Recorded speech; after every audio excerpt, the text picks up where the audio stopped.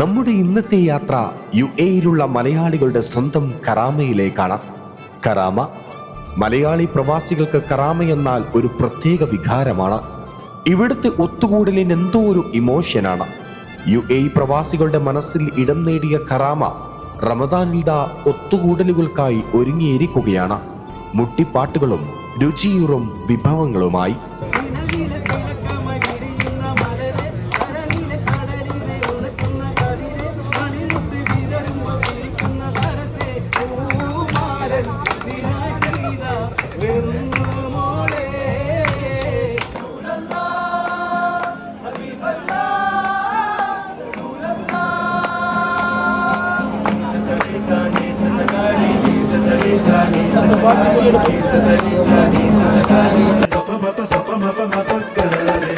Dubai economic and tourism department സംഘടിപ്പിക്കുന്ന Ramadan street food festival ആരംഭിച്ചിരിക്കുകയാണ്.